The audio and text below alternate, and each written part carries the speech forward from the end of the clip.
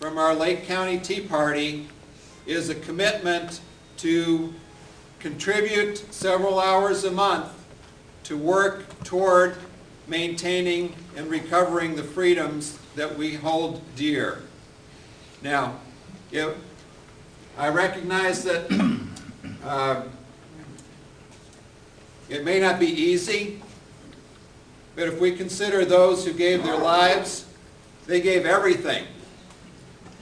Our founders, when they signed that Declaration of Independence, they were signing their death warrants if we lost the war. They were willing to go out on a limb for freedom. That's what we're looking for here tonight. At this point, I'd like to ask everybody who has served in the military if you would please stand.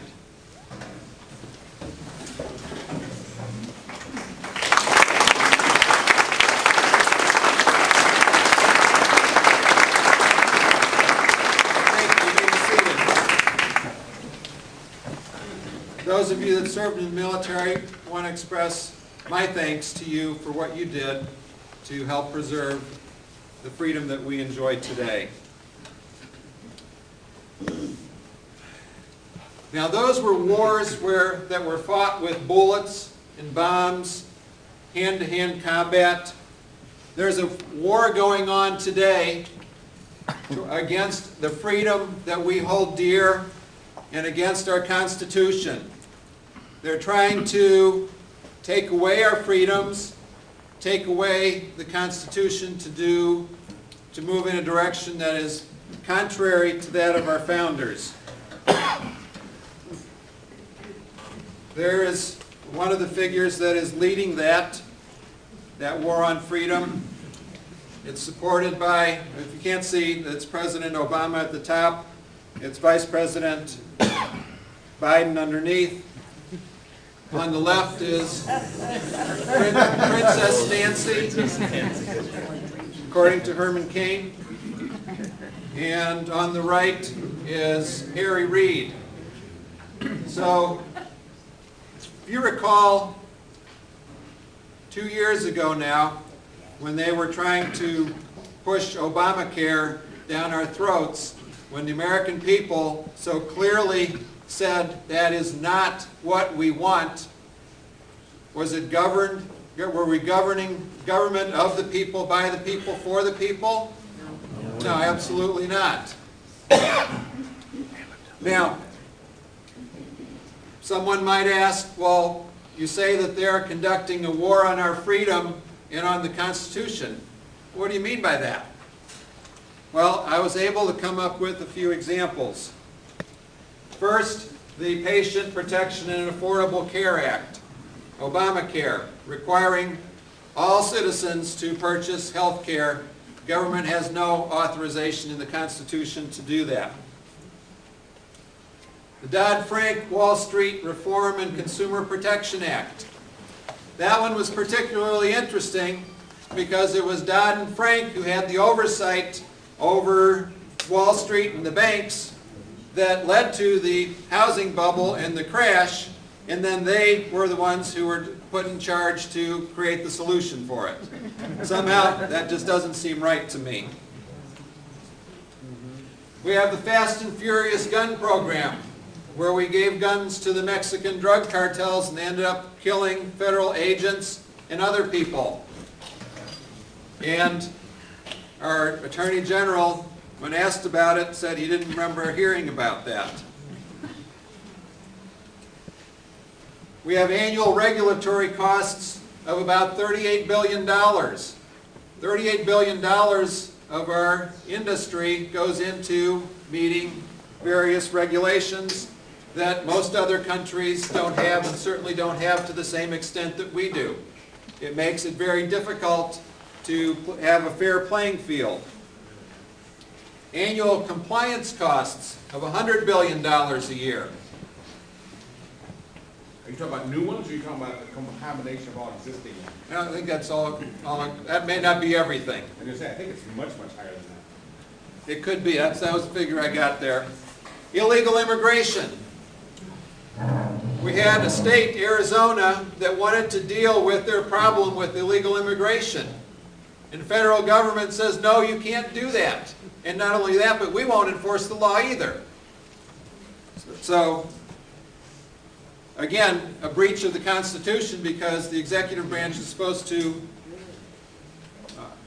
execute the laws. Black Panther election obstruction. You heard about the Black Panthers who were standing in the doorway of the building where the election was going on and intimidating people from coming in. And the Attorney General decided, we're not going to prosecute them. Yeah, right. They're black. We don't want to prosecute them. We will not do that. That was their decision. That's not what he said. He didn't say it because they're black. But Yeah, he did. Yeah, he did. Yeah, Yes, he did. did. I think he actually. He did. He did. Yes, he He's- did. He said they didn't want to prosecute anything with any consequence with any minorities. Ethanol subsidies.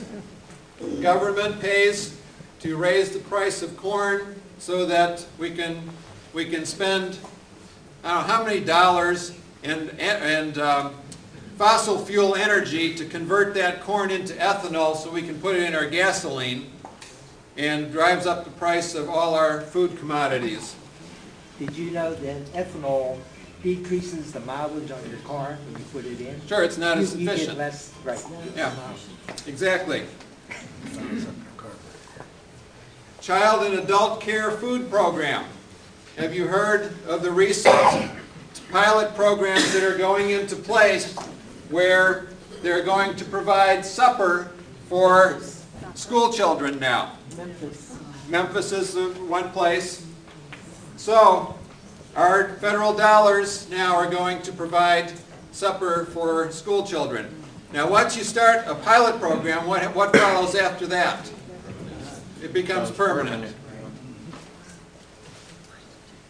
Global warming hoax with the associated carbon tax, using global warming as the way to get the camel's nose into the tent, and carbon tax and increase the cost of our fuel.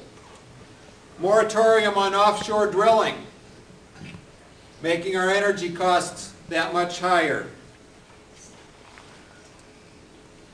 $780 billion stimulus bill for shovel-ready jobs that a year later he was joking on TV, well, I guess there weren't that many shovel-ready jobs. GM and Chrysler bailouts. Too big to fail. We have to use government money, our money, which ended up then supporting the unions. Apologizing for America around the world.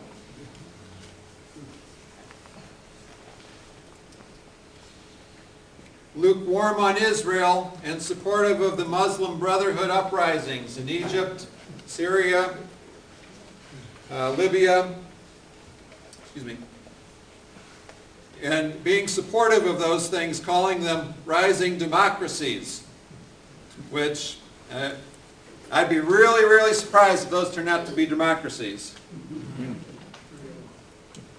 Agenda 21 from our United Nations, regionalism, trying to bring kind of areas of the country, or local areas together, and in such a fashion perhaps that Cleveland's included with us, and we kind of lose our voting power in our local community. Now really, it wasn't very hard to come up with this list. I didn't have to think too long and hard to do that, and I'm sure that you could probably add some things, and if I wanted to, I could probably do so as well. Bottom line, freedom is not free. There's a price to be paid for freedom, and our freedom is under attack. So what is the cost? Vigilance. I used to think, and I'm kind of ashamed to say this, that once I went to the voting booth and cast my ballot for my elected officials, that I was done until the next election, that I could